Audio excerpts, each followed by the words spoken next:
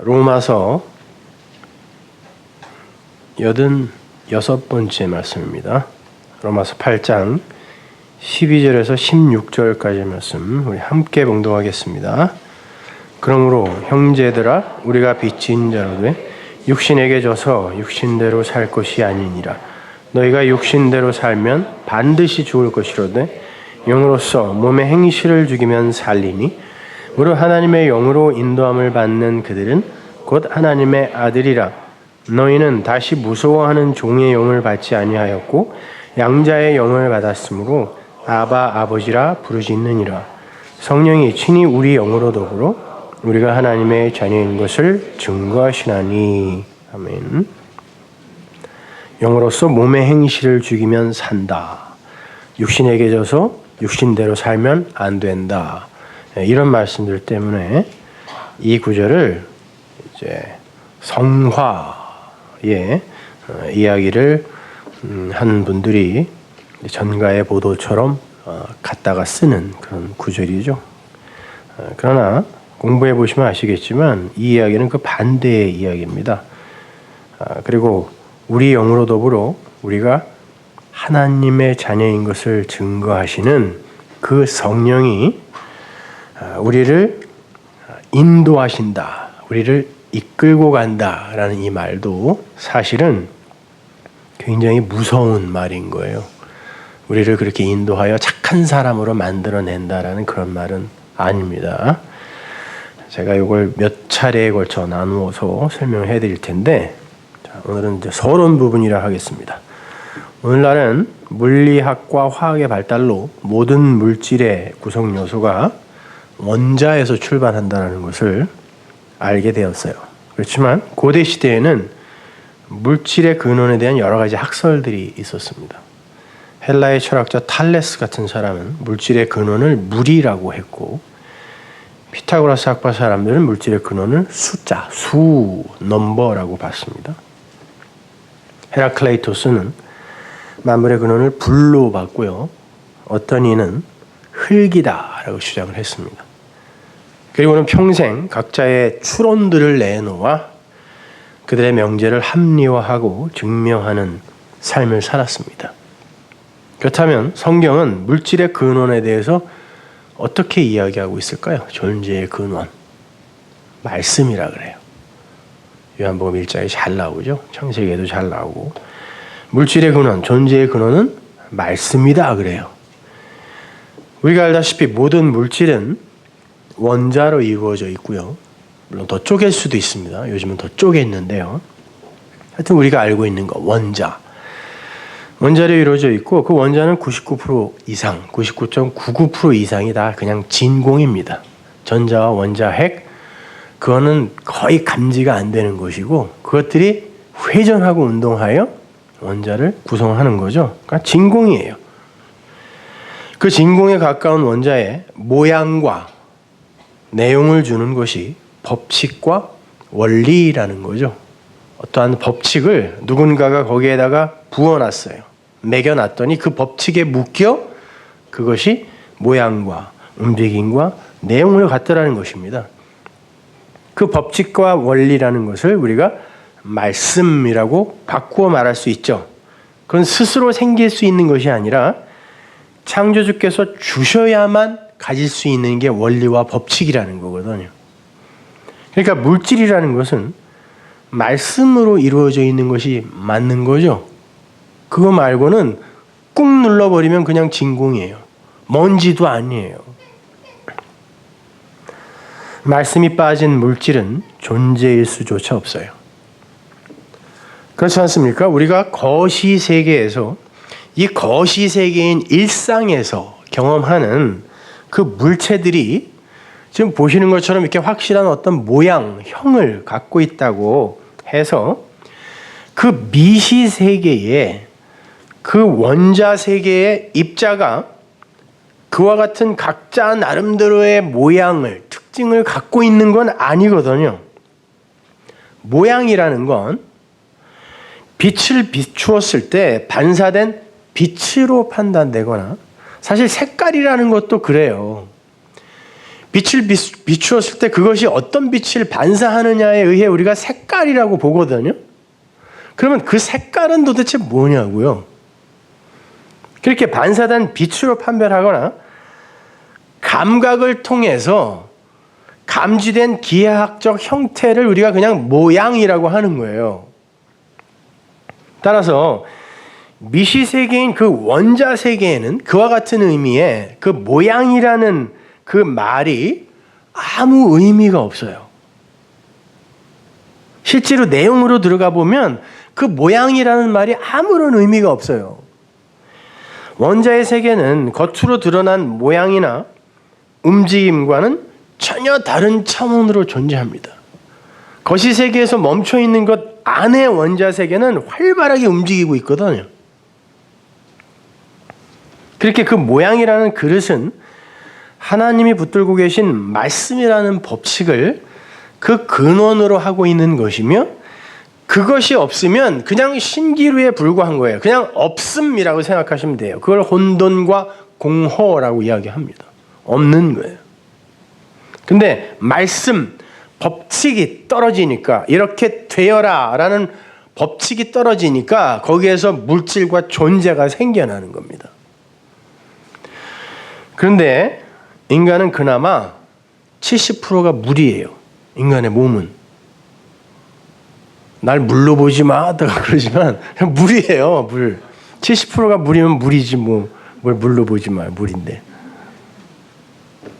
식물도 70% 이상의 물을 구성 요소로 갖고 있고요. 동물도 마찬가지예요. 근데 지구에도 70%가 물이네요. 뿐만 아니라 인간의 오장육부처럼 5대양 6대주로 나눠져 있습니다.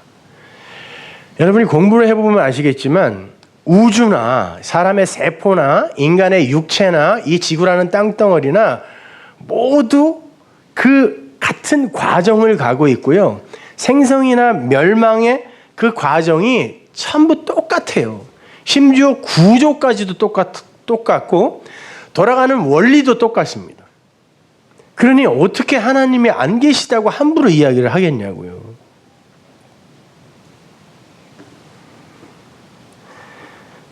성경은요, 그 물을 가리켜서도 말씀이라 그래요. 그렇다면 우리의 욕심뿐 아니라 우리가 살고 있는 이 코스모스의 세상은 말씀이라는 게 빠져버리면 그 즉시 없음이라는 원래의 자리로 돌아가는 거예요. 원자를 원자되게 하는 것도 말씀이고, 인간과 지구의 70%를 차지하고 있는 물도 말씀의 그림자입니다. 그 말씀의 내용은 물론 하나님인 거고요. 그래서 성경은 이 세상에 물이 점점 줄어들어 기근이 올 것이고 결국 물이 없어 멸망할 거다라고 이야기해요. 그리고는 그 기근을 말씀의 기근이다라고 확실하게 짚어줍니다. 그리고 그것이 바로 심판이요 멸망이다 그래요. 자, 세상과 이 육신 그리고 묵시세계의 그 말씀은 같은 과정, 같은 길을 간다 그랬습니다. 그래서 인간의 몸도 늙으면 늙을수록 수분이 빠져나가서 주름살이 생기고 건조해져서 죽는 거고, 지구도 점점 물을 상실하며 사막화되어 가고 있는 거예요. 환경학자들이나 환경단체에서 찍은 사진들 보면 지구는 급속히 사막화되어 가고 있어요.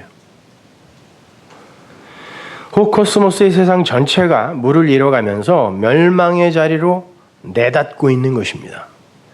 지금도 세계 60억 인구 중에 물 부족으로 고통받는 사람들이 40% 이상이에요. 근데 앞으로 10년 후면 세상 인구의 70% 이상이 그 물 때문에 고통받을 것이다 라는 통계가 나와 있습니다. 성경대로 되어가고 있는 거예요.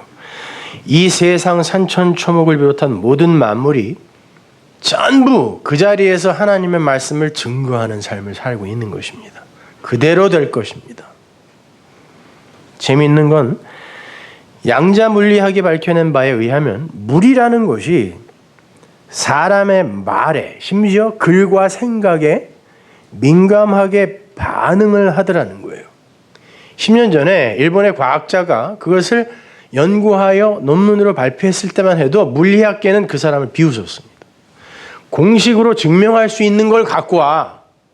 그걸 학문이라고 갖고 왔니? 라고 전부 비웃었는데 요즘은 양자 물리학이 대세입니다. 물을 시험용 용기에 담고 그 물에게 좋은 말을 해줘요. 고마워, 시원해, 네가 최고야, 맛있었어, 이렇게. 미친놈 같죠? 물에다가 대놓고 무슨 말 하는 거예요. 근데 실험을 했단 말이에요. 그렇게 말을 직접 들려주거나 종이에 써서 붙여주면 그 물입자가 활짝 핀 꽃처럼 예쁘게 반응을 해서 육각수가 된다 그래요. 그러니 과학자들이 그런 연구 논문을 접했을 때 이게 무슨 귀신 씻나라 까먹는 소리냐라고 안 했겠습니까? 근데 요즘은 현대 물리학은 이 물리 세계보다 보이지 않는 이 물리 세계를 움직이는 어떤 힘인 공식으로 밝혀낼 수 없는 그 양자 물리학에 더 몰두하고 있다니까요. 심지어 말을 하지 않고 속으로 생각만 해도 물입자는 그 생각에도 반응을 하더라는 것입니다. 물리학의 세계에 파장이 일어났어요. 보이는 이 물리의 세계에 보이지 않는 어떤 힘이 작용하고 있다는 것을 과학자들이 감지하게 된 거죠. 그래서 스티븐 호킹 같은 사람도 요즘 어떤 젊은 양자 물리학자의 강의실에 뒤에 가서 수강을 한다 그래요. 원자 크기의 미시 세계에서 일어나는 그 물리 현상인 그 양자 현상은요, 우리가 눈으로 보는 물질 세계의 법칙이나 원리로 공식화해서 그 속에 가둘 수가 없습니다. 올해 노벨 물리학상 수상자인 프랑스의 아로슈와 미국의 와인랜드가 전부 이 양자 물리학자들이에요. 그들의 전공 분야가 양자 얽힘, 퀀텀 인탱글먼트라는 분야인데요. 양자 얽힘. 고전 물리학에서는 가히 상상도 못할 그런 내용이에요. 아인슈타인의 특수 상대성 이론도 그 앞에서 무용지물이 됩니다. 근데 현대 물리학은 아인슈타인을 버리고 양자 물리학을 붙들었습니다. 아인슈타인이 진리 아니었나요? 그런데 이 호코스모스의 세상 속에서의 진리라는 건 하나님이 그 껍데기를 하나하나 벗겨줄 때마다 그 명제값을 거짓으로 내놔요. 실제로 영국의 북부 도시인 에든버러시가 그 시 안에 피들공원이라는 곳에 12그루의 느릅나무를 심고 그 나무에 12제자의 이름을, 예수님의 12제자의 이름을 팻말로 붙여놨다 그래요. 물론 그 중에 하나는 유다나무였겠죠. 근데 사람들이 그 유다나무 밑에 그늘로는 아무도 안 가는 거예요. 재수 없어서. 그 심지어 그 나무에게 욕을 하고 저주하고 차기도 하고 이러고 갔어요. 근데 12나무 중에 그 유다나무만 유독 말라 죽어가기 시작했어요. 그래서 에든버러시에서 편말을 바꿨습니다. 그 12나무 중에 베드로나무가 제일 잘 자라더라는 거예요. 우리하고 제일 친숙하니까 그런가 봐요. 딴 제자들은 잘 모르니까 거기만 가고 칭찬했겠죠. 그래서 베드로나무하고 유다나무하고 팻말을 바꿔놨더니 원래 유다나무였던 시들시들 말라 죽어가던 나무가 베드로나무처럼 살아나고 그 베드로나무가 죽어가기 시작하더라는 것이죠. 우리나라에서도 그런 실험을 한 적이 있어요. 고구마 순을 수경재배 이렇게 보이게 심어놓고 한쪽 표본들에게는 계속 칭찬을 해주고 좋은 말을 들려주고 음악을 들려주고 한쪽 표본들에는 계속 욕을 하고 저주의 말을 하고 나쁜 말을 들려줬더니 좋은 말을 들은 이 고구마 순이 4배나 빨리 크게 건강하게 자라더라는 것입니다. 그렇게 물은 말에 반응을 합니다. 말이 물이고 물이 말이기 때문에 그래요. 그건 과학이 증명해내기 전에 이미 성경이 기록하고 있는 거잖아요. 그러니까 우리에게는 생경하지가 않아요. 당연히 그렇지. 물은 말에 반응을 하여 죽고 살기도 하는 거라니까요. 여러분이 나쁜 물, 나쁜 말을 접하게 되면 이 물은 거기에 반응하여 나쁜 물로 완성되어 죽는 거예요. 이 물들이. 성경이 그걸 이야기하고 있단 말입니다. 그러니까 자녀들에게도 이왕이면 좋은 말을 많이 해주세요. 자기도 이해 못하는 그런 욕들 같은 거 하지 마시고 막 육시를 할 놈 뭐 그 육시라는 게 얼마나 무서운 건지 아세요, 여러분? 근데 자식한테 그런 욕을 하는 사람들이 있어요. 급살 뭐 어쩌고저쩌고 하면서. 그 진짜 그렇게 되면 어떡하려고 그래요. 애들이 그런 나쁜 말을 듣고 자라서 어떻게 되겠습니까, 여러분? 물론 그러한 현상계에서 벗어나는 것이 신앙의 경지이긴 하지만 이왕이면 좋은 말을 하세요. 서로 부부간에도 그렇고. 그러나 성경에는요, 두 종류의 물이 있어요. 하나는 나쁜 말에 의해 나쁘게 완성되는 나쁜 물이고, 하나는 좋은 말에 의해 좋게 완성되는 좋은 물이에요. 그래서 오직 히브리 성경에만 물이 쌍수로 나옵니다. 이 세상 어떤 단어에 물을 복수로 쓰는 나라가 있어요? 워터. 복수가 뭐예요? 워러. 워러예요? 워러스 그럽니까? 무슨 야구단 이런 것 같아. 없죠. 복수가 없어요. 물은 복수를 안 쓴다니까요. 우리나라도 뭐 물들 그러나요? 야, 그 물들 좀 갖고 와 그러나요? 아니죠. 근데 히브리어에만, 성경을 기록하고 있는 히브리어에만 물이 복수예요. 쌍수로 나와요. 창세기 1장에 보면 하늘의 물과 땅의 물이 나옵니다. 땅의 물로 하늘의 물을 깨닫지 못하면 저주의 물, 심판의 물에 익사하게 된다라는 언약이 창세기에 나와요.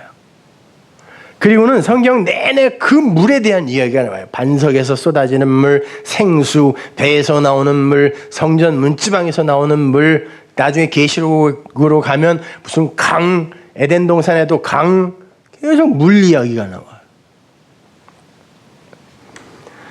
자, 그렇게 아래의 물, 하나님이 우리에게 아래의 물로 주신 그것으로 그 위의 물, 위의 말씀, 그 진리를 깨닫지 못하면 그 아래의 물에 빠져 죽어요. 그러나 이 아래의 물로 위의 물을 깨닫게 되면 그 아래의 물, 그것이 복이에요. 그것이 선물이라니까요.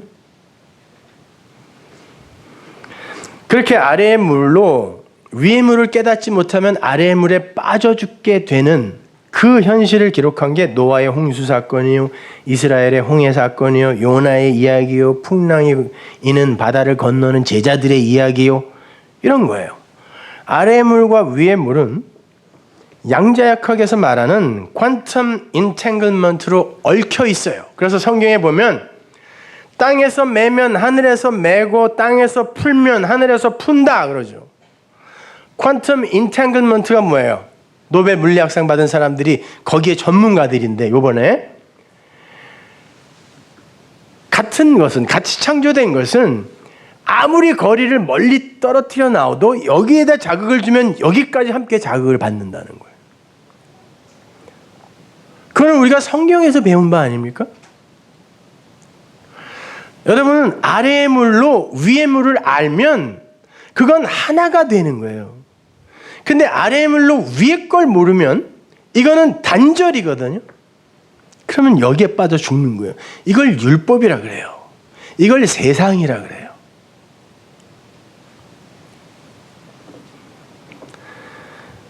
(70%가) 물인 이 지구상에 정작 사람이 먹을 물이 2%도 안 된다는 거 아십니까? 70%가 물인 우리 몸에 그 물이 2%만 떨어지면요, 사람들이 갈증을 느끼죠. 그래서 2%라는 음료도 나와 있는데, 근데 이 전체 지구상에 인간이 먹을 수 있는 물이 100% 중에 2%밖에 안 돼요. 한 5%가 민물인데 대부분이 빙하로 얼어 있어요. 그러니까 인간이 이 세상에 있는 물 중에 사용할 수 있는, 자기의 생명에 사용할 수 있는 물은 2%도 안 돼요. 그러면 이 호코스모스의 세상은 하나님의 그 말씀, 그것과 퀀텀 인탱글먼트로 연결되어 있다고 했을 때, 이 세상에 떨어지는 하나님의 말씀, 어마어마하게 지금 홍수처럼 쏟아지고 있는 하나님의 말씀 중에 진짜 우리가 먹을 수 있는 말씀은 2% 미만이라는 거예요. 나머지는 먹으면 죽습니다. 성경은 정확하게 세상과 그렇게 맞물려 가고 있다니까요.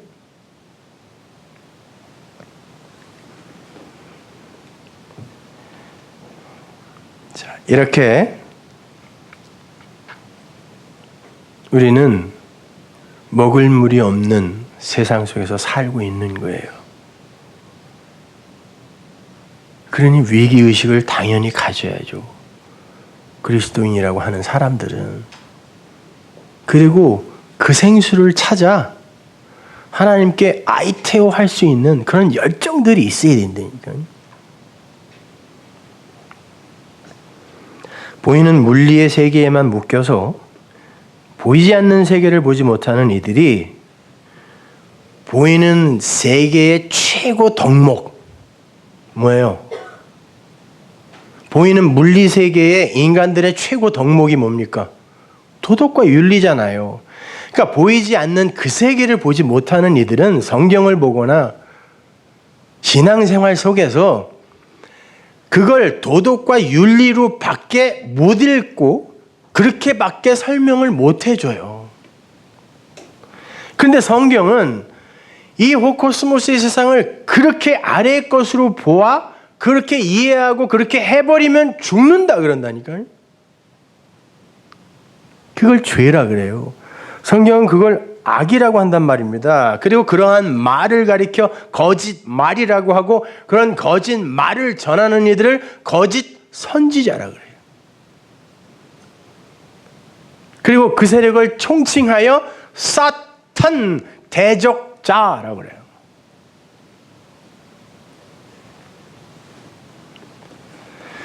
보이는 세계는 보이지 않는 어떤 힘에 의해 인도되고 끌려가고 있는 거예요. 원래 그렇게 존재하도록 만들어진 게 이 보이는 세상이며 존재들인 거예요. 그럼에도 그러한 영적 현실을 보지 못하고 그 보이는 세상을 끌고 가는 그 힘의 실체와 내용을 깨닫지 못하면 보이는 세계에 머물다가 그 보이는 세계의 진리 같은 그 법칙, 그 원리 뭡니까? 인과 율, 원인을 니들이 제공한 만큼 니들에게 결과를 줄게. 그 인과율에 붙들려 인과율로 심판받아 죽는 거예요. 하나님이 요구하는 결과는 우리 인간들이 도저히 말을 만들어낼 수가 없는 거거든요. 그래서 계시록의 심판의 장면에 보면 전부 그 심판의 대상들이 자기의 행위로, 자기의 행함으로 심판받아 죽습니다. 열심히 했는데. 진리는 보이지 않는 세계의 것입니다. 물리의 세계에 양자물리의 세계가 있는 것처럼 보이는 세계는 보이지 않는 세계를 내용으로 품고 있는 것이고 그 세계에 의해 경륜되고 있는 거예요. 그러므로 이 현상계에 일어나는 모든 건 그 어떤 것도 우연적이나 혹은 우발적으로 일어날 수 있는 게 없어요. 뜻이 없는 소리가 없고 내용이 없는 현상이 없는 겁니다. 이건 시편 기자들을 비롯한 모든 구약의 선지자들이 이구동성으로 한 이야기예요. 껍데기로 보지 마. 나타난 현상으로 보지 마. 그거 그대로 판단하여 행하지 마. 그러면 죽어 그랬단 말이에요.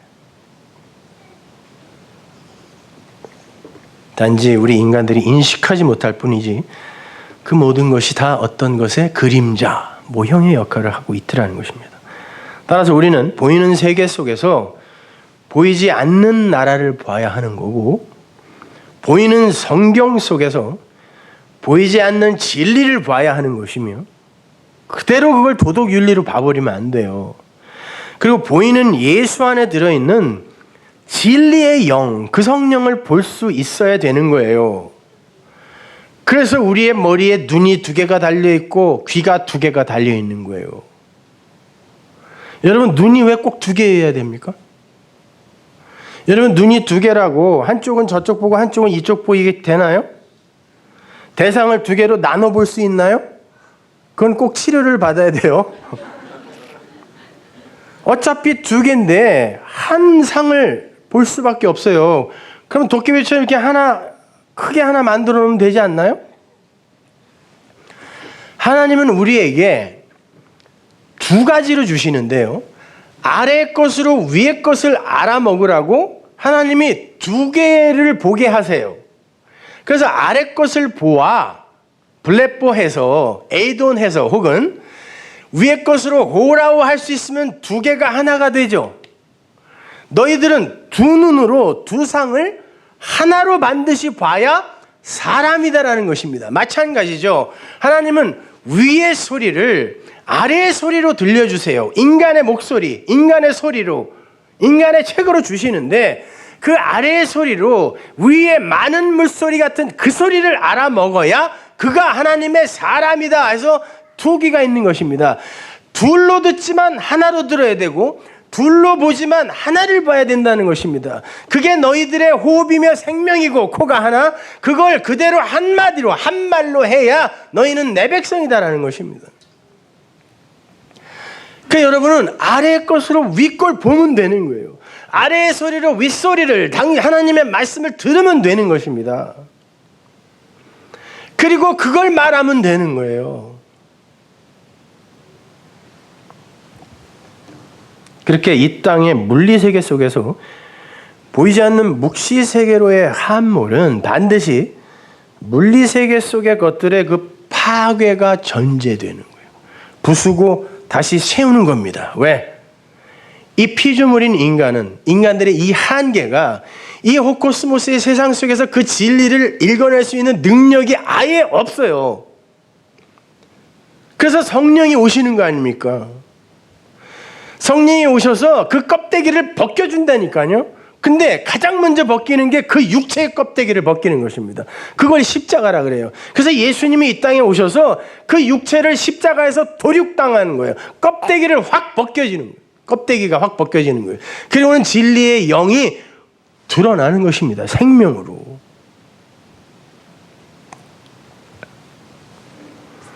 십자가가 바로 그 원리를 보여준 훌륭한 시청각 교재였던 거예요. 아람어나 히브리어의 19번째 문자인 코프가 바로 그러한 뜻을 갖고 있는 문자예요. 부수고 다시 세우다. 인간들의 문자 안에 이미 하나님의 구원 계획과 원리가 들어가 있는 거예요. 그 파괴라는 단어가 너무 자극적이다, 너무 공격적이다 하면 그걸 부정이나 부인으로 바꾸셔도 돼요. 내 눈에 보이는 것과 내 귀에 들리는 것, 내가 감각할 수 있는 것 등이 사실은 실체가 아니고 모형이며 내 육신과 내 인생도 마찬가지예요. 이것이 내 현실이 아니고 이것은 무언가를 교훈하기 위한 하나의 그림자 같은 것이다 라고 그 어떠한 실체를 설명하기 위한 그릇에 불과한 것임을 깨달아 알게 되면 그걸 자기 부인이라 그래요. 내가 어떻게 해서든지 꼭 참고 어떻게 해서든지 훌륭한 사람이 될 거야 허벅지를 찔러가며 하는 게 자기 부인이 아니라 그걸 아는 거. 그게 자기 부인이에요. 그게 자기 파괴인 것입니다. 그렇게 파괴돼야 다시 세워질 수가 있어요. 그게 십자가예요. 그렇게 돼야 그 십자가가 내 십자가 되는 거예요. 아니면 그냥 예수의 십자가예요. 자기 십자가 아니라니까요. 근데 주님은 자기 십자가 지고 와 그랬다니까요.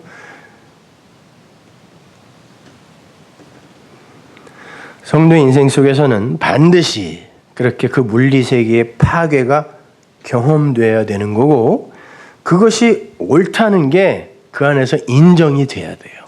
그래, 이렇게 부서지는 게 맞지. 그래야 진짜 가치, 진짜 생명이 뭔지를 내가 알지. 맞지. 따라서 우리가 바라보고 의존하고 애착을 갖고 있는 이 현상계의 것들이 여러분의 마음으로부터 부정되고 부인되고 말씀의 검에 의해 잘라져 나가고, 관계도 마찬가지예요. 그런 것들이 여러분에게 쏟아지는 저주가 아니라 하나님의 은혜의 선물인 것입니다. 잘 생각해 보세요. 우리가 보는 삼라만상은 우리의 생각과는 관계없이 객관적으로 존재하는 것 같지만, 그 존재를 파악하는 건 바로 우리의 사고이고 마음이고 생각이에요. 우리의 마음이 어떠냐에 따라 그 존재는 각기 다른 상으로 나에게 맺혀져요.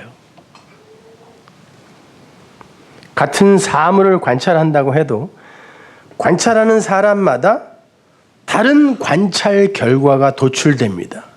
그 사람의 경험, 그 사람의 마음, 그 사람의 생각, 이런 거에 의해 나라는 사람이 어떤 눈과 어떤 귀를 가졌고 어떤 촉각을 가졌는가에 의해서 존재는 각기 다르게 인식된다는 것입니다. 똑같은 산, 똑같은 물, 똑같은 들을 보고도 어떤 이들에게는 크고 웅대하고 넓고 광활하고 이렇게 보여지는 반면, 어떤 이들에게 있어서는 작고 보잘것없고 못생기고 추하고 그런 것으로 인식이 될 수도 있어요. 그 사람의 경험에 의해, 아니면 그 사람의 마음에 의해.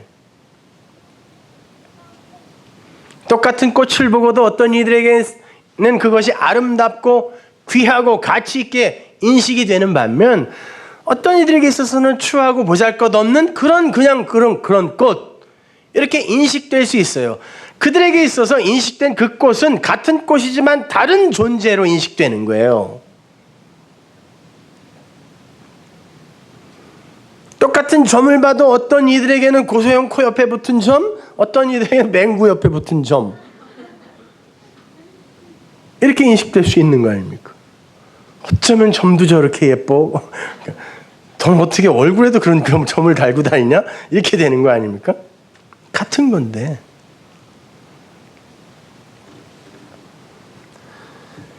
그렇게 이 물리세계 속에서의 존재는 객관적으로 존재하는 것 같지만, 사실은 그것을 인식하는 사람들의 주관에 의해서 여러 모양으로 존재하는 거예요.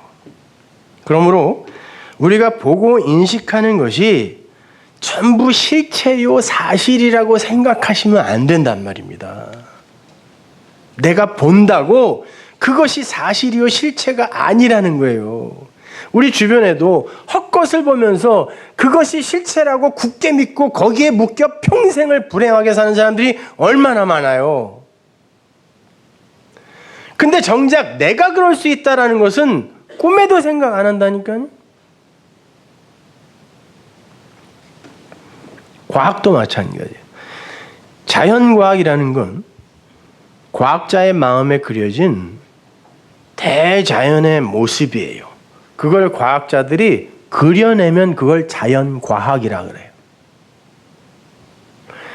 자연현상과 그걸 과학자들이 그려낸 자연과학은 반드시 일치하지 않아요. 사람을 통해 나온 것이기 때문에 그렇습니다. 그러면 과학도 그 실체가 아닐 수 있는 거네요. 그죠?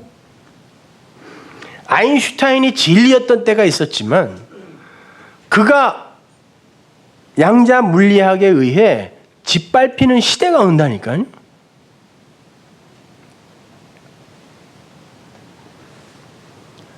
우리가 성경을 이해하는데 아주 중요한 문제예요. 그것이요. 오늘 본문도 이러한 선지식을 갖고 보지 않으면 그냥 우리를 올가매는 올무가 될 수 있다니까요.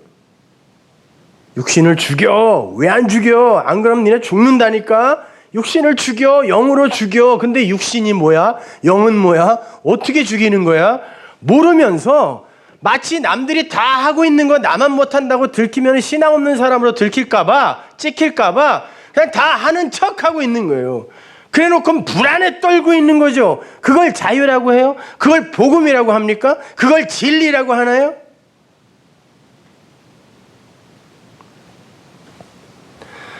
불과 몇백 년 전까지만 해도 사람들은 지구가 평평하다고 믿었습니다. 불과 얼마 전까지요. 그래서 멀리 나가면 떨어져. 고기 잡으러도 멀리 가지 마. 그랬단 말입니다. 그게 그 당시의 자연과학이었어요. 평평해. 멀리 가면 떨어져. 그 상태에서 삼각형의 내각의 합은 어디에서나 180도죠. 진리입니다.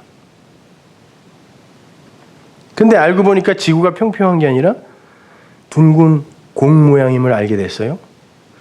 그러한 둥근 공 모양의 지구 위에서 큰 세 꼭지점을 찍어 놓고 삼각형을 직선으로 그리면 그 내각의 합도 180도가 맞나요?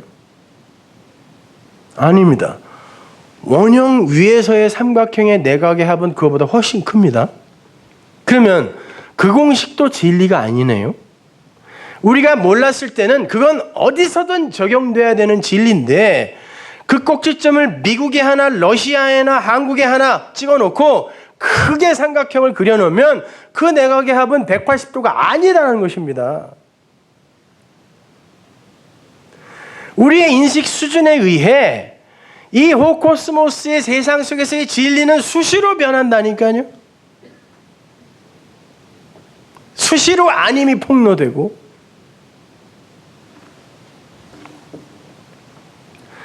그 나라는 조그만 우물 속에 갇혀있는 인간들은 자신들의 수준이 얼마나 저급하고 무식한지를 모르고 자기 수준에서 인식되는 모든 현상계의 것들을 사실이요 진리인 것으로 우기고 있는 거예요. 이 물리세계 속에서의 인간의 최고 덕목은 도덕과 윤리밖에 없기 때문에 성경도 그 수준 이상으로 볼 수가 없는 거예요. 그러니까 그 성경 갖고 훌륭한 사람 되고 롤모델 되고 깨끗한 세상 만들면 끝! 그리고 죽는 거예요. 진리는 그 안에 내용으로 담겨 있습니다.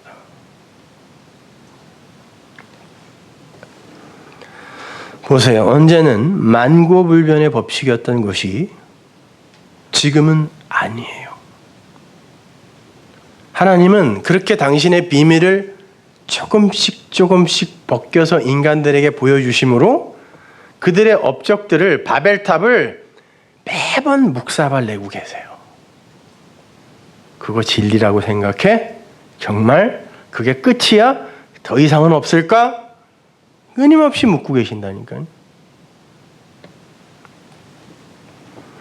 지구에서 가장 가까운 별이 4광년 거리에 있는 별이라 그래요. 빛이 1초에 30만 킬로 갑니다.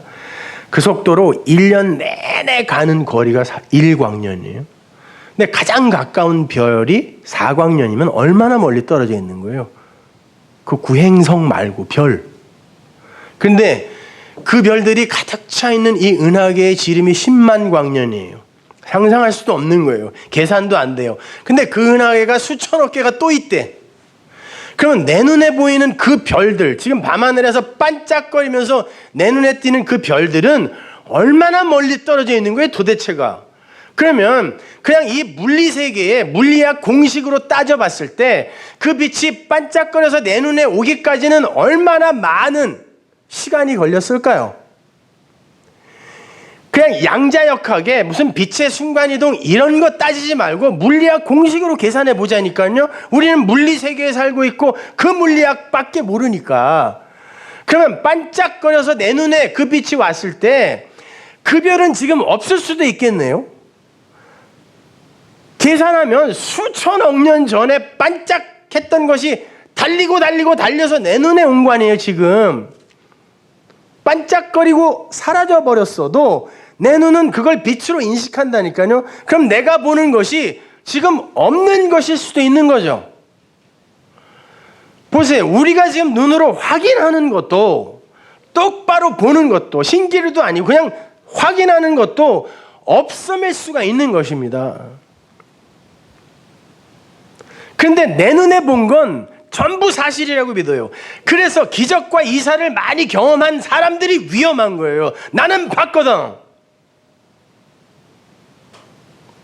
너희는 못 봐서 그래. 나는 봤다라는 것이죠. 그게 사실이라는 거, 그게 실체라는 걸 어떻게 증명할 겁니까?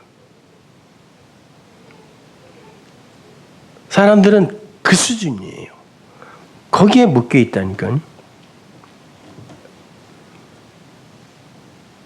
개미가 분속 1cm씩 간다고 치고 지구를 한 바퀴 돌 때 8,000년이 걸려요. 그 개미에게 삼각형의 내각의 합은 180도야 하는 진리입니다. 걔는 몇 번을 다시 태어나도 지구가 둥글다는 걸 몰라요. 그리고 그 지구는 평평할 수밖에 없어요. 그러나 인간의 수준, 개미의 수준에서 인간의 수준으로만 올라와도 그건 진리 아니죠. 근데 우리가 감히 이 천지를 창조하신 이 천지의 주제, 그 하나님 앞에서 내가 보는 것을 내가 눈으로 인식하고 확인하는 게 실체이며 진리다라고 우길 수 있냐고요. 개미와 인간의 차이도 그렇게 많이 나는데 하나님과 이 피조물, 먼지도 아닌 이 피조물 사이의 그 갭, 그걸 갖고 있는 우리가 감히 그 앞에서 내가 보는 거, 내가 인식하는 거, 그리고 행하는 게 이게 진리야라고 우길 수 있냐고요. 심지어 하나님한테 따지기까지 해요. 당신 그렇게 일하면 안 되지 않냐고. 이 세상을 좀 보라고. 이 불공평한 세상. 노래도 있어요. 그 언젠가 했던 것처럼 조율 한번 다시 해주세요. 그런 건방진 인간들이 어디 있어요?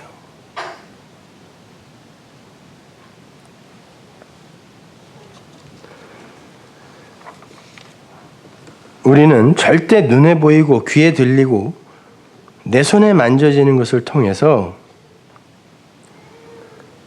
하나님과 묵시세계를 그대로 이해하려고 해서는 안 되는 거예요. 할 수도 없어요. 그래서 우리에게 하나님이 성령을 보내주시는 거예요.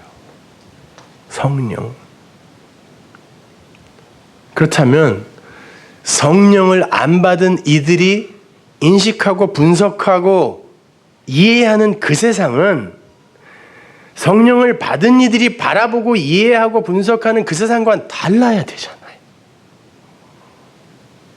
달라야 되잖아요. 근데 성령도 모르고 그 성령과 관계도 없는 다른 종교인들, 다른 이들도 어떻게 우리가 읽는 성경을 보고 은혜를 받냐고요. 아니, 세상에 간디는 죽을 때까지 성경을 손에 꼭 쥐고 죽었다는데 힌두교인이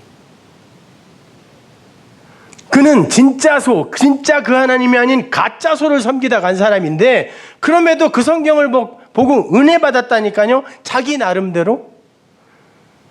그렇게 보여주면 안 되는 거잖아요. 성경은. 그렇다면 그들이 보고 이해하는 그 내용과 우리가 보는 그 진리의 내용은 반드시 달라야 돼요.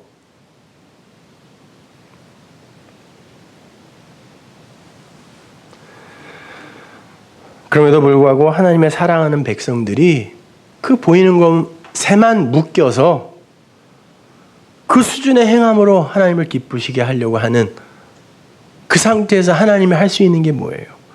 성령으로 찾아와서 그 보이는 것들을 깨시는 거예요. 하나하나 깨서 그 알맹이를 보여주시는 거예요. 이것도 깨고 저것도 깨고 이렇게 깨서 그게 내용이 사실은 이거잖아 라고 보여주시는 거예요. 그래서 여러분의 인생이 이렇게 깨지는 거예요. 깨져야 맞는 거예요. 그 보이는 현상계가 부수어져야 그 안에 내용으로 담겨있는 진리가 우리 앞에 보이게 되어 있습니다. 그 작업을 진리의 영, 말씀이 하는 거예요. 그러니까 말씀이 떨어지면 가슴이 찢어져야 돼. 찢어져야 돼. 그래서 그 말씀을 하는 그 이가 밉게 보여야 돼요. 곧 다시 좋아지겠지만. 말을 잘해야지. 요즘 몸이 안 좋아서 여기서 침을 맞고 있는데 집사님이 그러더라고요. 몇 명이 찾아와서 아프게 놀아 그랬대. 아픈 말을 제가 한다 이거죠. 그러니까 침 아프게 놔주라 그랬대. 아휴, 내가 진짜 이런 곳에서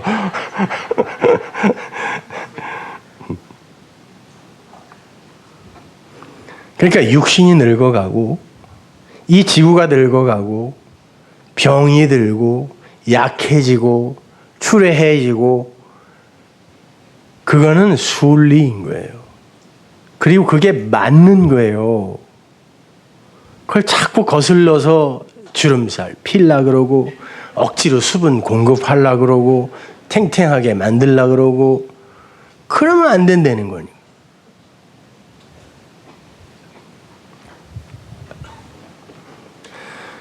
이러한 선지식을 갖고 오늘 본문을 한번 보세요. 그게 그 이야기인지. 13절 한번 다시 보세요. 너희가 육신대로 살면 반드시 죽을 것이로되 영으로서 몸의 행실을 죽이면 살리니. 12절도 같이 보세요. 그러므로 형제들아 우리가 빚진 자로 돼 육신에게 져서 육신대로 살 것이 아니니라 해놓고 너희가 육신대로 살면 반드시 죽으니까 영으로서 몸의 행실을 죽여 그런단 말이에요. 여기에서 육신이 사륵스예요. 사륵스는 원래 영이라는 단어입니다. 근데 그게 아래의 말에 머무를 때 그냥 그걸 사륵스, 육신 이렇게 우리가 읽는 것뿐이에요. 그러니까 나쁜 말 이렇게 생각하시면 돼요. 율법, 진리로 해석되지 못한 아래의 물, 그거 육신이에요. 이 육신. 그대로 살면 죽는 거예요. 그렇게 이해하고 그렇게 열심히 육신으로 행하면 너희는 죽는다 그래요. 그러나 영으로서 이게 역격이에요. 푸뉴마가. 그러니까 영 안에서 성령 안에서 몸의 행실을 죽이면 그게 자오, 생명, 조회를 받는 거야. 그게 생명이다라고 이야기를 해요. 여기서 몸의 행실, 그게 우리 육신이 저지르는 그냥 그렇게 미성숙한 행동, 사람들이 도덕과 윤리로 규정해 놓은 죄, 뭐 이런 것일까요? 이 행실이라는 단어는 프락시스라는 단어인데 이 단어는 프라소에서 왔어요. 그 프라소가 무슨 뜻이냐면 사람들이 습관적으로 그냥 익숙하게 자기의 그 두 마음으로 내어놓을 수 있는 그 행위를 프라소라 그래요. 그런 게 뭐가 있어요? 성전 마당에서 행한 희생제사, 율법 지킴 이거예요. 습관적으로 계속 행하기만 해. 뭔지도 모르고요. 그게 프락시스예요. 몸, 소마는 최선을 다해서 뭘 생산해낸다 할지라도 그 프락시스밖에 없다라는 것입니다. 그래서 그 프락시스 호소마, 그 소마가 내놓는 그 프락시스가 진리, 분유마에 의해 죽지 않으면 너는 그 사륵스를 따라 사는 것이 되는 거고 그러면 넌 죽어! 그 말이에요. 신앙생활 열심히 해서 성숙한 삶을 살아 이런 말이 아니라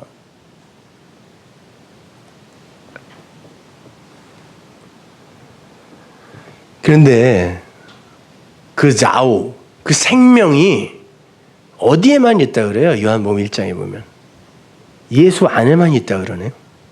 근데 예수 안에 있는 그 생명은 뭐예요? 예수 밖에는 생명 없다는 말이에요. 그럼 예수 안에 있는 그 생명을 내가 받아야 나도 사네요? 그게 뭐라는 거예요? 예수님이 내 안에 뭐 있다 그랬어? 내가 길이요 진리요 생명이다 그랬죠? 그 진리 이야기하는 거예요. 그게 생명이라는 거예요. 네가 산 자라면 네 안에 그거 있어야 된다는 거예요. 그러면 껍데기는 지난주에 공부했죠. 그건 죽은 걸로 여겨주겠다는 거예요. 몸은 죄로 죽은 거야. 네 안에 그 영이 있으면, 하나님의 영, 그리스도의 영, 그리스도의 그 영, 진리의 영, 그거 있으면 네 몸 죽은 거야. 그리고 네 안에 있는 그 영이 산 거야. 그게 네 조의 생명이야. 그러면 너의 그 프락시스, 그 소마가 내놓는 프락시스는 당연히 죽지. 그러면 네가 살아.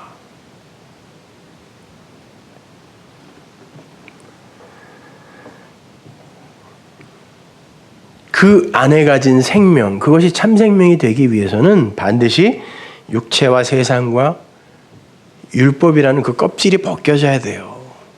그래서 그 대표로 그 육을 십자가 위에, 언약의 기둥 위에서 예수님이 몰수당하는 거예요. 그 몸은 없어지는 거예요. 그래서 마리아가 못 알아보잖아요. 그 몸은 몰수되는 거예요. 하나님에게 죽는 거예요. 영이 드러나면 그건 반드시 없어져야 돼요.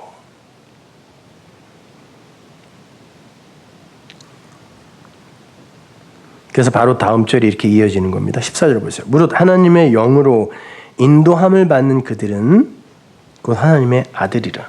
하나님의 영, 분유마 호테오스, 하나님의 말씀, 그렇게 바꿔 이해해도 되죠. 하나님의 말씀, 그것에 의해 인도받는 사람이 하나님의 아들이라 그래요. 여러분은 장자들이죠. 장자들의 총회니까 하나님의 교회가. 여러분이 장자예요. 예수님이 장자잖아요 원래. 근데 왜 우리 보고도 장자라 그래요? 그 예수님, 장자라고 오신 예수님이 바로 하나님의 장자들인, 하나님은 장자밖에 안 받아요.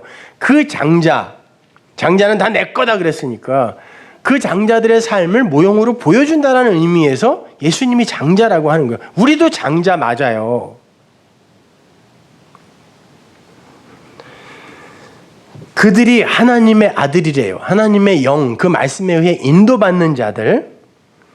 그런데 그 인도하다라고 번역이 된 아고라는 단어는요, 개역성경에는 너무 신사적으로 번역을 해놓았지만 이 단어는 사도행전에 주로 등장하는 단어인데, 유대인들이 하나님의 그 말씀을 전하는 예수 그리스도의 제자들 있죠.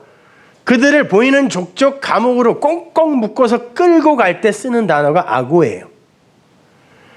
그러니까 하나님 말씀이 우리 안에 들어와서 야, 이리로 가야지. 야, 거기 말고 이리로 와. 이게 아니라 꽁꽁 묶어서 가기 싫어서 죽을 것 같은 그 일을 질질질질질질 끌고 가는 게 아고예요.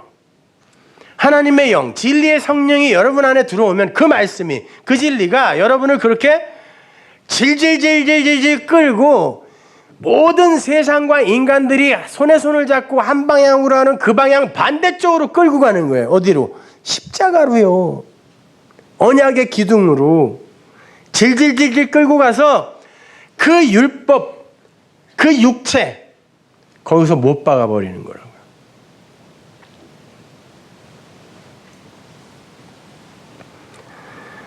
중요한 건 그렇게 진리의 말씀에 의해 질질 끌려가서 그 몸의 행실, 프락시스 소마, 그 몸의 행실을 도륙당하는 그들을 가리켜 성경이 아들이라고 한다는 거예요.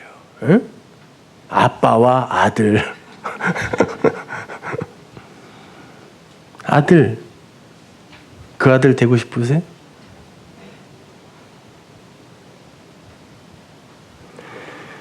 되고 싶지 않아도 여러분은 어쩔 수 없어요. 이미 거기에 묶여 있단 말이에요. 그럼 끌려가야 돼요. 예수님이 그러죠. 너는 내가 밖에서 띠띠우고 네가 원치 않는 곳으로, 그 방향으로 끌고 갈 거야 그러잖아요. 내가 성령으로 다시 오면 너는 내가 지금 말하는 그 방향으로 질질질질 끌려갈 거야. 그 말이에요. 그게 아고예요, 여러분. 근데 성경이 바로 그 상태, 그렇게 성령에 의해 꽁꽁 묶여서 십자가에 도륙당하여 거기서 살아나는 그 상태에 있는 그들을 가리켜 자유라고 이야기해요. 자유. 자유라는 말 자체가 우리가 하고 싶은 대로 마음대로 하는 게 자유가 아니에요. 그러면 죽는다니까요. 자유는 좋은 말이거든요. 진리가 너희를 자유케 하리라 했을 때 그 자유는 진리는 너희를 생명으로 살릴 거야 라는 말이란 말이에요. 그러면 그 자유는 적어도 우리가 하고 싶은 대로 그냥 놔둔다는 그런 의미의 자유는 아닐 거 아니에요. 성경이 말하는 그 자유는, 그 자유, 그건 성령으로 너희들은 꽁꽁 묶여서 사는 곳, 살아나는 곳으로 끌려갈 거야가 자유예요. 근데 지들이 하고 싶은 대로 놔두면 그 에피투미아의 두 마음으로 하나님처럼의 삶을 열심히 추구할 거란 말이에요. 근데 그렇게 놔두면 그들은 죽어요. 그렇게 살다가. 그건 그냥 방임이라고 하는 거예요. 놔두는 거예요. 안 끌고 가는 거예요. 그건요. 그러니까 여러분이 살면서 야, 난 어떻게 예수 믿고 그냥 어떻게 내가 원하는 대로 이렇게 술술 일이 잘 풀려? 꽁꽁 묶여서 끌려가는 게 아들이라 그랬죠? 내가 원치 않는 방향으로. 근데 그렇게 예수 믿었더니 모든 게 말씀 안에서 술술 풀리고 다 잘 돼? 이건 뭐예요? 딸이지 뭐예요. 죽는 거예요. 그건요. 딸들한테 미안한데 그 딸 아니에요. 하여튼 죽는 거예요.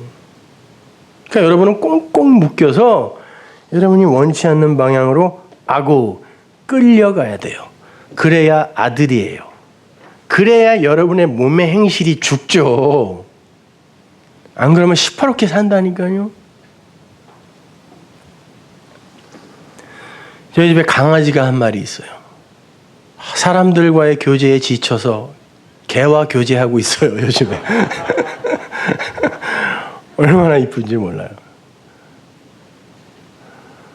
근데 애가 어려가지고 아무데나 돌아다니면서 대소변을 그냥 마구 분사를 하고 다녀요. 심지어 빨래 다 해가지고 다 개놓으면 왜 하필 그 위에 가서 그래서 개야. 그리고 뭐 양말이고 뭐 다 물어 뜯어놔요. 요즘 뭐 이빨이 간지러운지 하여튼. 근데 그냥 제가 너무 이뻐하니까 다들. 근데 그렇게 그냥 풀어 놔두면 그게 그 강아지의 최선이거든요. 근데 걔는 그렇게 놔두면 우리 집사람한테 마저 죽습니다. 계속 그렇게 살면. 그래서 제가 이렇게 케이지를 만들어서 가둬놔요. 살리려고. 본인은 그게 구속이라고 생각하겠지만 그게 유일하게 살 수 있는 그게 자유라니까요. 물고기가 나는 물이 너무 지겨워. 이제 나 밖에 나가서 살래라고 모래밭에 나오면 굴비 되는 거라니까 바로. 그건 자유가 아니에요. 진짜 자유는 하나님이 허락하신 그 간 울타리 안에서 거기에서 그 하나님과 그 하나님 주신 은혜와 생명을 누리는 걸 자유라 그래요. 그게 유일하게 우리가 살 수 있는 방법이란 말입니다. 우리의 생사 여타를 쥐고 있는 그분의 그 살리는 경륜 안에 들어가서 끌려가는 거. 근데 그게 힘들죠. 그런데 그거 풀어놔봐야 하는 짓은 또 똑같이 그 짓 할 거라고요.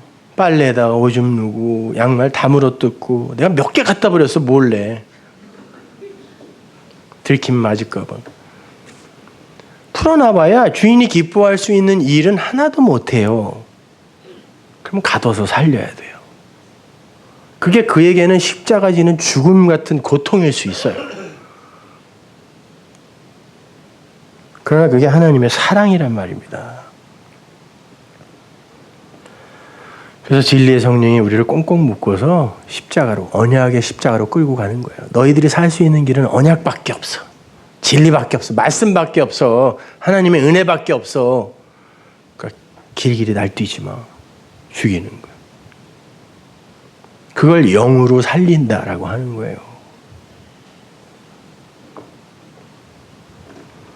바로 그 아들의 대표로 예수 그리스도가 언약의 기둥 위에서 율법으로 죽으셨던 거예요.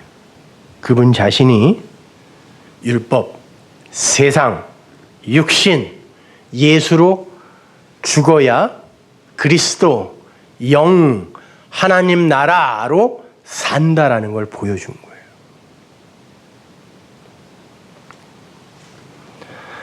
바로 다음 절을 보시면 바울이 율법과 복음을 이렇게 대조하여 설명해 줍니다. 15절 보세요. 너희는 다시 무서워하는 종의 영을 받지 아니하였고 양자의 영을 받았으므로 아바 아버지라 부르짖느니라. 종의 영과 양자의 영이 나옵니다. 다른 영 아니에요, 이거. 하나는 악령, 하나는 뭐 선한 영, 성령. 그렇게 생각하시면 안 돼요. 영은 말씀이에요. 그런데 종을 만드는 말씀이 있고 아들을 만드는 말씀이 있다라는 거예요. 전자가 율법이고 후자가 진리예요. 그러나 둘은 같은 말씀입니다. 어떻게 어떤 마음으로 받느냐에 의해 그 사람은 그 성경의 종이 될 수 있고 어떤 이는 하나님의 아들로 태어난다니까요. 위로 나게 돼요.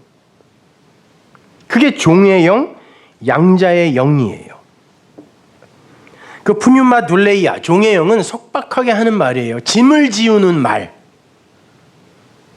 짐이야. 말씀을 읽으면 읽을수록 짐이야.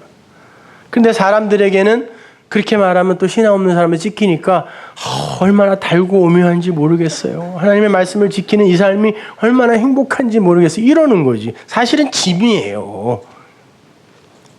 짐을 지우는 말. 푸뉴마 둘레이아. 근데 양자의 영, 푸뉴마 휘오데시아는 휘오스에서 나온 거예요. 휘오스가 아들이니까 아들을 만드는 말. 그 말은 아들 아닌데 너 아답트해서 양자로 삼아서 아들로 삼아줄게가 아니라 아들로 탄생시키는 말, 아들로 완성시켜내는 말. 푸뉴마 휘오데시아예요. 성경을 그렇게 진리로 봐야 된다니까요. 그 성경에 의해 여러분이 종이 되면 안 돼요.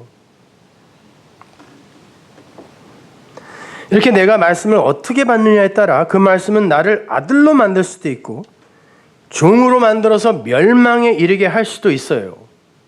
그러니까 나를 죽이고 살리는 건 말씀인 거예요. 그 물인 거예요. 그래서 여러분은 물이 없으면 죽도록 이렇게 지어진 거예요. 여러분은 성경을 살아야 되기 때문에.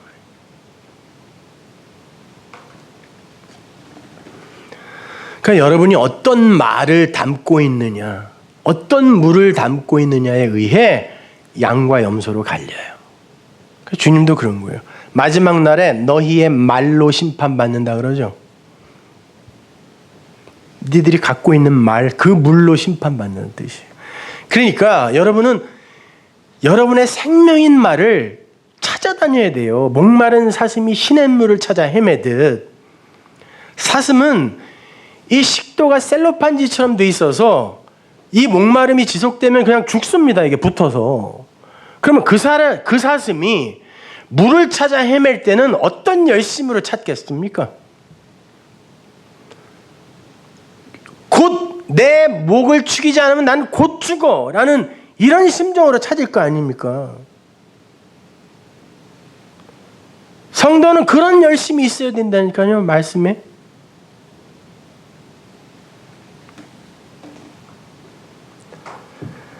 그러니까 그 말씀, 그것이 나의 부모가 되어 나를 생명 있는 아들로, 씨로 만들어낼 수도 있고 나를 마귀 새끼로 죽여버릴 수도 있어요.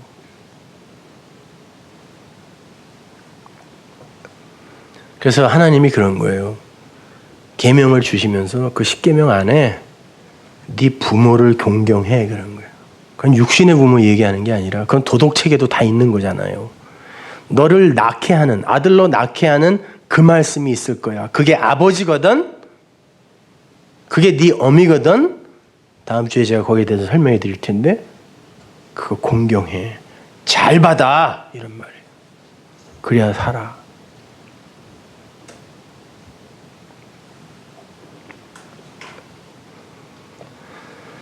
아람어에서도 마찬가지고 히브리어에서도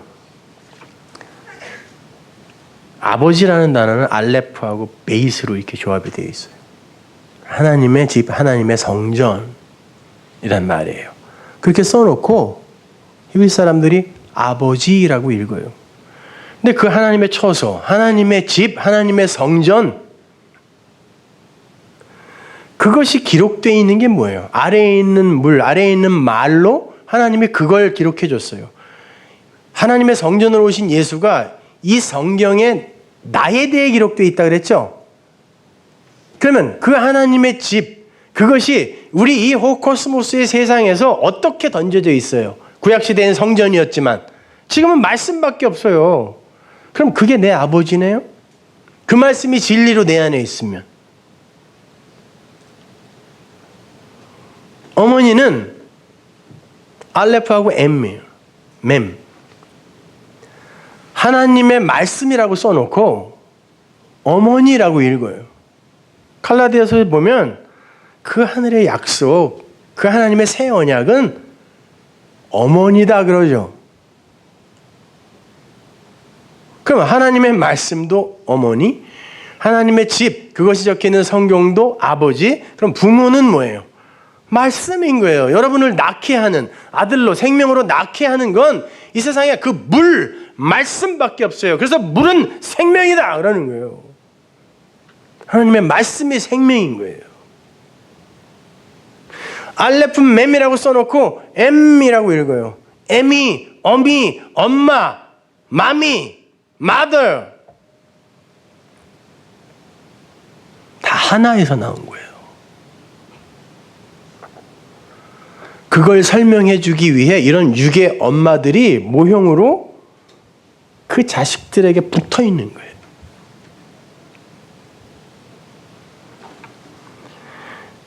아버지는 우리에게 씨를 주시는 존재죠. 어머니는 그 씨를 받아 우리를 낳게 하고 탄생케 하고 우리를 기르세요. 그래서 선인들이 그렇게 이야기해요. 아버지 날 낳으시고 씨를 주셨다는 거예요. 아버지가 뭐 어디로 낳아요? 아버지가 씨를 주시고 어머니가 나를 낳아 기르시니라고 하는 거죠. 그러면 이 세상에 하나의 미랄로 씨로 심겨지기 위해 오신 제라, 그 약속의 후손은 누구? 예수. 그분이 우리 안에 이 땅에 하나의 미랄로 심겨져 우리를 좋은 땅으로 만드는 거예요. 그래 놓고는 열매를 맺죠. 그죠? 우리를 아들로 완성시키는 거예요.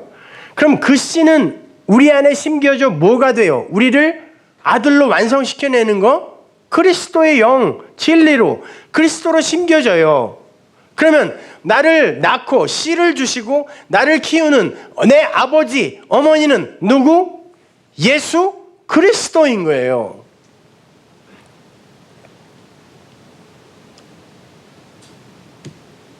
그래서 우리가 다음 주에 살펴보겠지만 그 예수가, 그 남자가 부모로 떠나 우리에게 온다라고 이야기해요. 창세기에서. 너희들 낳으러 간다 그래요.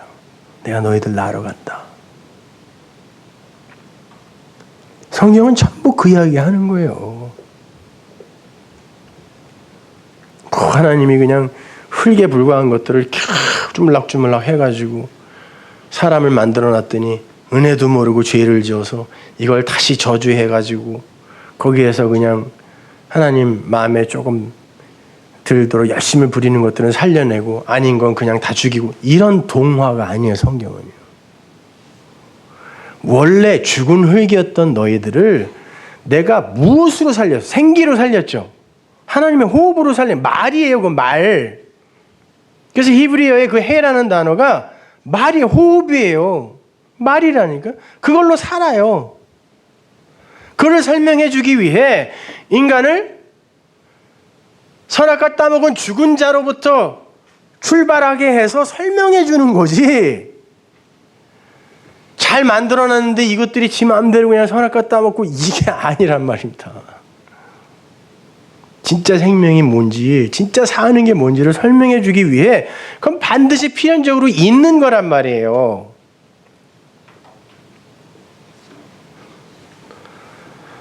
그래서 우리가 예수를 믿는다고 하면서도 이렇게 선악과 따먹은 자처럼 살기도 하는 거예요. 그리고 그곳에서 하나님의 사랑과 은혜를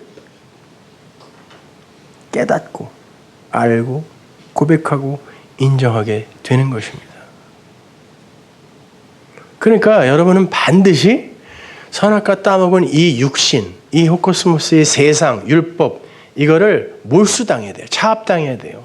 십자가에 하나님이 못으로 척척 박을 때 감사해야 돼요. 오히려 이 저주의 바다, 이 아래의 물에서 사는 그들은 반드시 그들의 동력은 꼴이잖아요. 근데 성경이 꼴이 되면 안 된다 그랬잖아요. 반드시 머리 돼야 된다 그랬어요. 그러면 꼬리를 삭제당해야 돼요. 절단당해야 된다니까요. 뭘로? 하나님의 양날선 검, 말씀의 검으로 그 꼬리를 절단당해야 돼요. 그래야 생명이에요. 그래서 이 코스모스의 세상에서도 생명이 잉태될 때 난자가, 둥그런 머리 같은 난자가 그 수많은 우글거리는 정자들 중에 하나를 선택하여 자기 안으로 빨아들여 머리로 만들어 생명으로 만들 때 그 선택받은 정자는 꼬리를 절단당하는 거예요. 머리로 들어간다니까요. 그래야 그가 머리인 예수의 지체가 되는 거예요. 그걸 예수의 머리인 예수의 지체라고 하는 거지. 너는 팔의 역할을 해, 너는 다리 역할을 해, 너는 뭐 엉덩이 역할을 해. 이게 지체가 아니라 머리가 돼야 예수의 지체가 되는 거예요. 꼬리를 절단당해야. 마찬가지입니다. 그 하나님의 그 말씀이 여러분에게 율법으로만 들리면 그게 뱀의 말이라니까요. 곡해되어진 땅의 물이 되는 거예요. 그 뱀의 말, 그것이 여러분에게 진리로 와닿게 되었을 때, 진리의 성령에 의해 여러분이 그걸 진리로 확 받아들이면 그 예수의 말이 꼬리를 절단당하여 머리로, 진리로 내 안에 들어오는 거예요. 안 그러면 야, 너는 꼬리로 살아, 열심히 해, 할 수 있다니까, 성숙해, 성화해, 그래야 아버지가 기뻐하시지 라는 꼬리 가진 말이 되는 거예요. 왜 머리가 되려고 그래? 꼬리로도 얼마든지 살 수 있다니까. 이리로 가게 된단 말입니다. 절대 아닌 거예요, 여러분. 여러분은 이 세상 속에서 그 꼬리를 절단당해야 된다니까요. 그러니까 하나님의 말씀에 의해 그 꼬리가 폭격당하는 이 현실이 복인 거예요.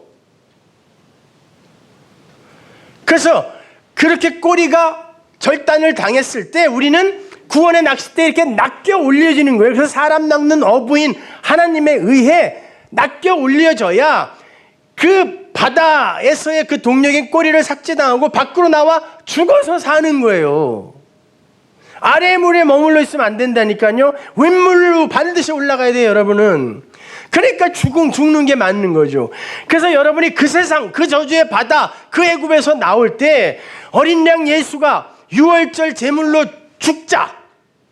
애굽의 장자인 우리 얘기하는 거예요. 애굽의 장자들이 한 번에 다 죽어버리는 거예요. 그래야 나오는 거예요. 그래야 출애굽이 일어나는 것입니다.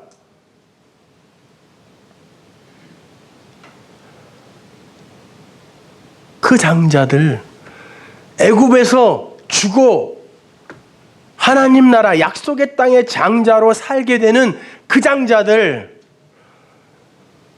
그게 아들이에요. 그 여러분은 예수 안에서 반드시 죽어야 돼요. 그 삶을 여러분의 역사 속에서, 인생 속에서 반드시 경험하셔야 되는 것입니다. 양자의 영, 그 진리를 받아 육이 죽고 하나님의 아들이 되는 현실, 그리고 그 영에 의해 악고 질질 끌려가는 성도, 아들의 현실, 그것이 무엇인지 이해가 가세요? 그게 로마서 8장에 아주 일관성 있는 진술인 거예요. 다음 시간에 계속하죠. 기도하겠습니다.